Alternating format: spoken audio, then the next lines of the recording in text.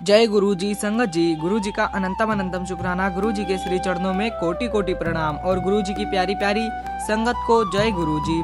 संगत जी, गुरु जी का हिंट, इसमें जो अनुभव है वो सिर्फ सुनने के लिए नहीं, समझने और अपने जीवन में अपनाने के लिए भी है। संगत जी, कई बार हमारे जीवन में ऐसे दौर आते हैं जहां हमें समझ ही नहीं आता कि अचानक सब कुछ उल्टा क्यों होने लगा।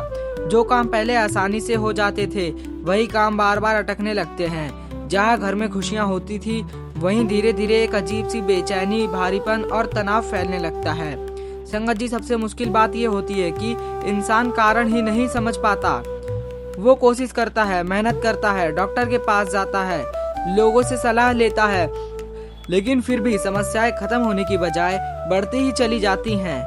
कभी घर में एक के बाद एक बीमारी, कभी बिना वजह काम का रुक जाना, कभी अचानक नुकसान और कभी ऐसा महसूस होना कि जैसे घर का माहौल ही बदल गया हो। संगत जी, ऐसे समय में इंसान कई बार टूट ही जाता है और सबसे ज्यादा डर तब लगता है जब हमें समझ ही नहीं आता कि ये सब क्यों हो रहा है। लेकिन संगत जी, जहाँ इंसान की समझ खत्म होती है वहीं से गुरु जी की कृपा काम करना शुरू करती है। संगत जी, आज का सत्संग भी कुछ ऐसा ही है। एक ऐसी सच्ची संगत का सत्संग है जिसमें एक परिवार ने अपने जीवन में ऐसा समय देखा जहां उन्हें लगा कि अब शायद कुछ भी ठीक नहीं हो सकता। लेकिन संगत जी, उसी समय गुरु जी ने अलग अलग माध्यमों से, अलग अलग तरीकों से उस परिवार को रास्ता दिखाया। कभी किसी को अंदर से एक संकेत मिला, कभी किसी को सपना आया, कभी किसी को किसी दूसरी संगत के माध्यम से समाधान मिला और धीरे धीरे वही घर जो एक समय परेशानी और बीमारी का घर बन चुका था वापस से शांति और खुशियों से भर गया। संगत जी, इस सत्संग की सबसे खास बात यह है कि इसमें आपको सिर्फ अनुभव ही नहीं मिलेंगे बल्कि ऐसे उपाय भी मिलेंगे जो गुरु जी ने खुद बताए हुए हैं और जिनसे धीरे धीरे हर समस्या का समाधान होता गया। संगत जी, ये सत्संग है गुरु जी की बहुत पुरानी संगत जो 2001 से गुरु जी के साथ जुड़े हुए हैं। संगत जी, गुरु जी हमेशा कहते हैं सत्संग सुनने वाले का भी कल्याण होता है और सत्संग सुनाने वाले का भी। तो संगत जी, कभी भी गुरु जी का सत्संग अधूरा नहीं छोड़ते, गुरु जी की ब्लेसिंग्स हमेशा पूरा लेते हैं। संगत जी, आपसे एक ही निवेदन है, इस सत्संग को पूरा सुने, अंत तक सुने, पूरे भक्ति भाव के साथ सुने, श्रद्धा के साथ सुने, शांति से सुने। तो आइए संगत जी, पूरे श्रद्धा भाव के साथ सुनते हैं गुरु जी की प्यारी संगत का ये बहुत ही गहरा और सच्चा सत्संग। जय गुरु जी। संगत जी, मेरा नाम विजय मेहरा है और मैं 2001 से गुरु जी के संगत का हिस्सा हूँ। संगत जी, मैं जो आज आप सबके साथ साझा करने जा रहा हूँ वो मेरी जिंदगी का ऐसा समय है जिसे मैं चाहकर भी भूल नहीं सकता, क्योंकि उस समय मैंने पहली बार महसूस किया कि जब इंसान पूरी तरह से हार मान लेता है तब गुरुजी कैसे उसका हाथ पकड़ते हैं। संगत जी, 2001 से लेकर कई साल तक मेरी जिंदगी बिल्कुल सामान्य चल रही थी। मेरा छोटा सा बिजनेस था, मेहनत करता था, घर चलाता था, बच्चे पढ़ रहे थे और सबसे बड़ी बात यह थी कि घर में शांति थी। ऐसा नहीं था कि बहुत ज्यादा पैसा था, लेकिन संतोष था। जो मिल रहा था उसमें हम खुश थे। लेकिन संगत जी, लगभग 2012 से 13 के आसपास धीरे धीरे सब कुछ बदलना शुरू हो गया। शुरुआत बहुत छोटी थी, इतनी छोटी कि हमने उस पर ध्यान ही नहीं दिया। एक दो क्लाइंट्स ने काम कम कर दिया, कुछ पेमेंट्स लेट आने लगे। मैंने सोचा ये तो बिजनेस में चलता रहता है, कोई बड़ी बात नहीं है। लेकिन धीरे धीरे सिचुएशंस बदलती गई। जहां पहले क्लाइंट्स खुद फोन करते थे, अब मुझे फॉलो अप करना पड़ता था। जहां पहले पेमेंट्स टाइम पर आ जाती थी, अब महीनों महीनों अटकी रहती थी। संगत जी, एक डील थी जिसमें मैंने अपनी सेविंग्स का अच्छा खासा हिस्सा लगा दिया था। मुझे पूरा भरोसा था कि ये डील निकल जाएगी, लेकिन लास्ट मोमेंट पर वो काम कैंसिल हो गया। संगत जी, उस दिन मैं घर आया तो बाहर से नॉर्मल था, लेकिन अंदर से ऐसा लग रहा था जैसे किसी ने जमीन खींच ली हो। मैंने किसी को कुछ नहीं बताया, लेकिन उस दिन के बाद से मेरे अंदर एक डर बैठ गया। धीरे धीरे घर का माहौल भी बदलने लगा। पहले हम बैठकर हंसते बोलते थे, अब हर बात में टेंशन आने लगी। छोटी छोटी बातों पर इरिटेशन होने लगी, बिना वजह चुप्पी। और सबसे अजीब बात यह थी कि संगत जी, हम खुद समझ नहीं पा रहे थे कि ये सब क्यों हो रहा है। घर में नेगेटिविटी बहुत ज्यादा बढ़ गई थी। भारीपन सा लगने लगा था, जैसे मानो घर काटने को दौड़ रहा हो। इसी बीच संगत जी, घर में बीमारियों का सिलसिला भी शुरू हो गया। पहले मेरी वाइफ की तबीयत खराब रहने लगी, कभी कमजोरी, कभी सिर दर्द या माइग्रेन के अटैक भी आ जाते थे, कभी अचानक बुखार। संगत जी, हम डॉक्टर के पास जाते, दवाई लेते, कुछ दिन ठीक रहता, फिर वही दोबारा शुरू हो जाता। संगत जी, फिर मुझे खुद चक्कर आने लगे। ऐसा लगता था जैसे शरीर में एनर्जी ही नहीं है। बच्चे भी बार बार बीमार पड़ने लगे। घर का सारा पैसा, सारा बरकत बीमारी में जा रहा था। संगत जी, धीरे धीरे हमें खुद महसूस होने लगा कि ये सिर्फ बीमारी नहीं है, जैसे संगत जी घर का माहौल ही बदल गया है। संगत जी, हमारे घर में किसी का भी मन पूजा पाठ में नहीं लगने लगा। कभी कभी रात को घर में बैठकर ऐसा लगता था कि एक अजीब सा भारीपन है, जैसे हवा भी ठीक नहीं लग रही हो। मैं खुद कई बार देर रात तक जागता रहता था, सोचता रहता ये सब हो क्या रहा है, लेकिन कोई जवाब नहीं था। और इसी दौरान कुछ ऐसी चीजें भी होने लगी जो और भी ज्यादा अजीब थी। घर में रखी चीजें बार बार गायब हो जाती, हम ढूंढते रहते, नहीं मिलती, और फिर कुछ दिन बाद किसी ऐसी जगह से मिलती जहां हमने पहले कई बार देखा होता था। तो संगत जी, हमारे घर की चीजें खराब होने लगी थी। अगर हम लोग थोड़ी देर भी खाना बाहर रख देते थे, पता नहीं कैसे वो खाना खराब हो जाता था।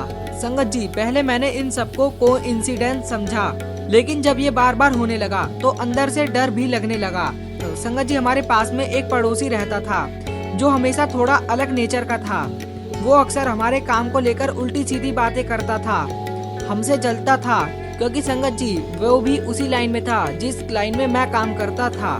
संगत जी, कभी कभी अजीब तरीके से घर को देखता रहता था, लेकिन हमने कभी उस पर ध्यान नहीं दिया। हम सोचते थे कि संगत जी हर इंसान का नेचर अलग होता है, तो शायद इसका नेचर ऐसा ही होगा।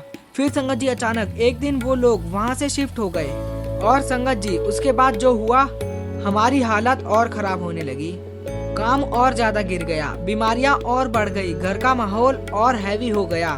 एक दिन मेरी वाइफ ने मुझसे बहुत सीरियस होकर कहा, मुझे नहीं पता क्यों, लेकिन मुझे लग रहा है कि घर में कुछ ठीक नहीं है, सिर्फ हालात नहीं, कुछ और है।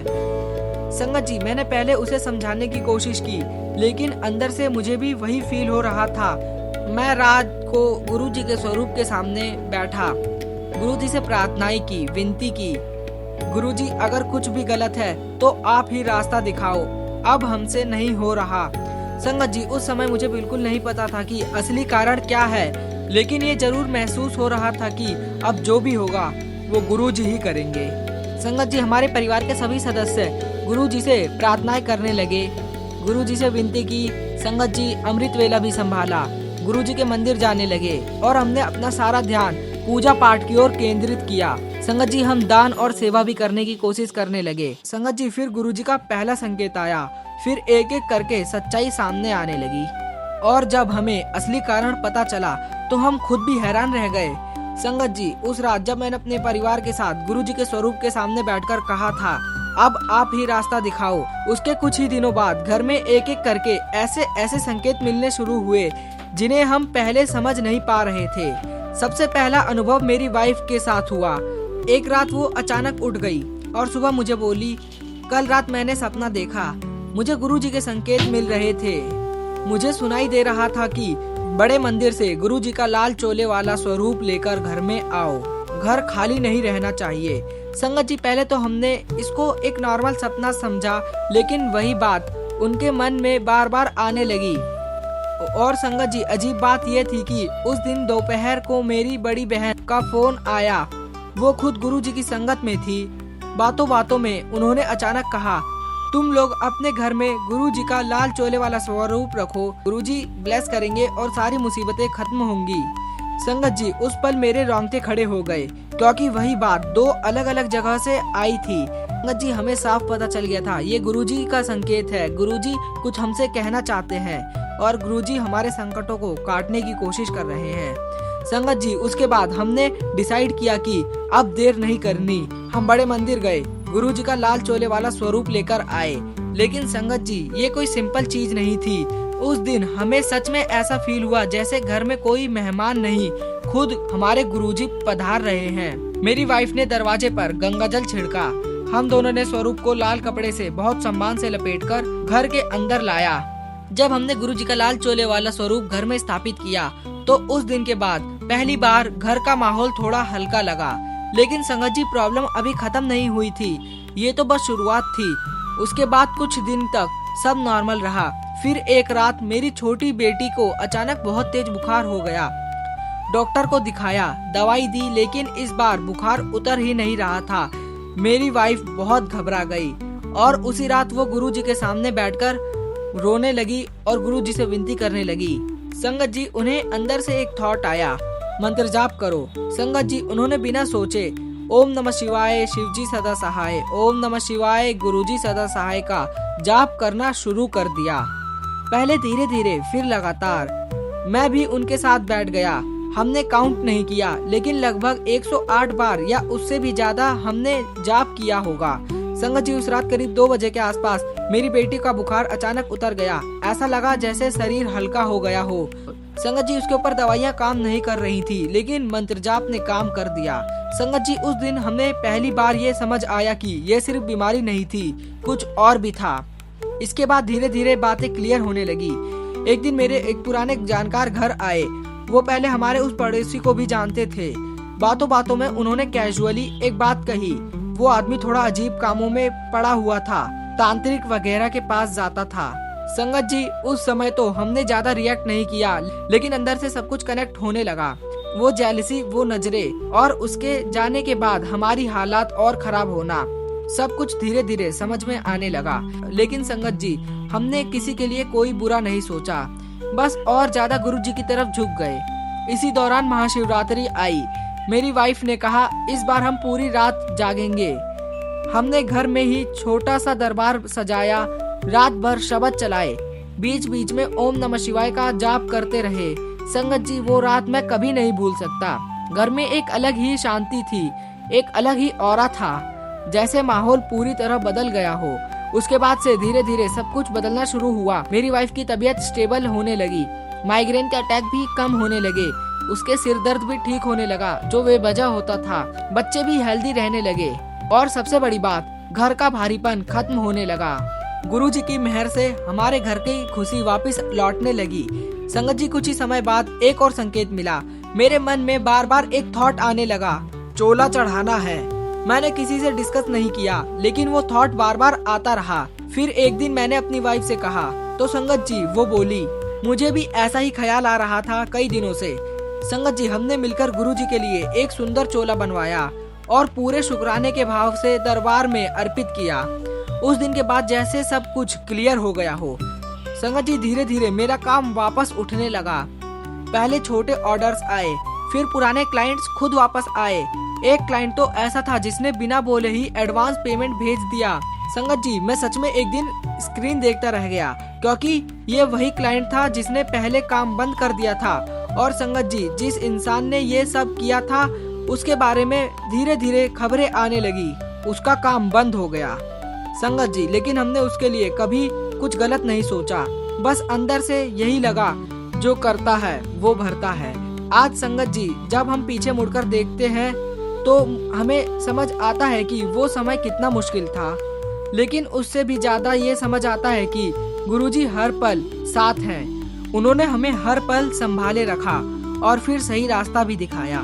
संगत जी, अगर उस समय गुरुजी हमें संकेत नहीं देते, हमारी मदद नहीं करते, हमें ब्लेस नहीं करते, अपना दिव्य हाथ हमारे ऊपर नहीं रखते, तो संगत जी आज मैं आपके साथ ये सत्संग नहीं शेयर कर रहा होता। अगर उस समय हम सिर्फ डर में रहते या गलत दिशा में चले जाते तो शायद हम और उलझ जाते। लेकिन संगत जी, हमने सिर्फ गुरुजी को पकड़ा और उन्होंने हमें बाहर निकाल दिया। मैं अंत में संगत जी यही कहना चाहूँगा कि कभी भी परिस्थिति कितनी भी खराब क्यों ना हो, अगर आप सच्चे मन से गुरुजी को याद करते हैं तो वो जरूर रास्ता बनाते हैं। संगत जी, मैं अपने लिखित सत्संग को यही विराम देता हूँ। गुरुजी से बस यही प्रार्थना है कि मेरा ये लिखित सत्संग जल्द से जल्द संगत परिवार तक साझा किया जाए। जय गुरुजी। संगत जी, गुरुजी का अनंतम अनंतम शुक्राना। संगत जी, अभी आपने सुना कि कैसे एक पूरा घर जो धीरे धीरे परेशानी, बीमारी और भारीपन से भर गया था, गुरुजी की कृपा से वापस से शांति और संतुलन में आ गया। संगत जी, सत्संग की सबसे बड़ी सीख यही है कि हर समस्या सिर्फ ऊपर से दिखने वाली नहीं होती। कई बार कारण हमें दिखाई नहीं देते, लेकिन असर हमें महसूस होता है और ऐसे समय में इंसान घबरा जाता है, इधर उधर भटकने लगता है। लेकिन संगत जी, अगर हम सही जगह पकड़ ले, यानी गुरु जी का दरबार, गुरु जी से जुड़े, तो रास्ता खुद व खुद बनने लगता है। संगत जी, आपने देखा कि कैसे इस परिवार को अलग अलग माध्यम से गुरु जी ने संकेत दिए और अपनी ब्लेसिंग्स दी। संगत जी, कभी सपना, कभी अंदर से विचार, कभी किसी और के माध्यम से, और कैसे छोटे छोटे उपाय जैसे स्वरूप को घर लाना, मंत्र जाप करना, महाशिवरात्रि जागरण करना, चोला चढ़ाना, धीरे धीरे पूरे घर के माहौल को बदलते चले गए। संगत जी, अगर कभी आपके जीवन में ऐसा ही महसूस हुआ हो कि बिना कारण सब कुछ उल्टा हो रहा है, घर में भारीपन है, बार बार बीमारियां आ रही हैं, घर की लक्ष्मी अननेसेसरी चीजों में जा रही है, या मन में अजीब सी बेचैनी रहती है, तो संगत जी घबराइए मत। आप भी इन सरल उपायों को सच्चे मन से अपनाकर देखिए और गुरु जी से प्रार्थना कीजिए। गुरु जी आपको संकेत जरूर देंगे। और संगत जी, गुरु जी अपना शुक्राना भरा हाथ आपके परिवार पर जरूर रखेंगे। गुरु जी के सामने संगत जी बैठकर उनसे बातें कीजिए। रोज थोड़ा समय निकालकर उनका नाम लीजिए, मंत्र जाप अवश्य कीजिए, जल प्रसाद भी ग्रहण कीजिए। संगत जी, ये कोई कठिन चीजें नहीं है, बस एक सच्चे भाव की जरूरत होती है। और सबसे बड़ी बात संगत जी, मांगो मत, मानो। संगत जी, अंत में मैं आपसे यही कहूंगा कि अगर आपको ये सत्संग अच्छा लगा हो, पसंद आया हो, तो वीडियो को लाइक कीजिए, चैनल को सब्सक्राइब कीजिए और बेल आइकन को प्रेस कर दीजिएगा। संगत जी, पूरे भक्ति भाव के साथ कमेंट में शुक्राना गुरुजी लिखना ना भूलें और इस सत्संग को अपने अन्य संगत तक जरूर पहुँचाइएगा। संगत जी, आइए गुरु जी का मंत्र जाप करते हैं और गुरु जी का स्मरण करते हैं। तो ओम नमः शिवाय, शिव जी सदा सहाय। ओम नमः शिवाय, गुरु जी सदा सहाय। जय गुरु जी। संगत जी, शुक्राना गुरु जी।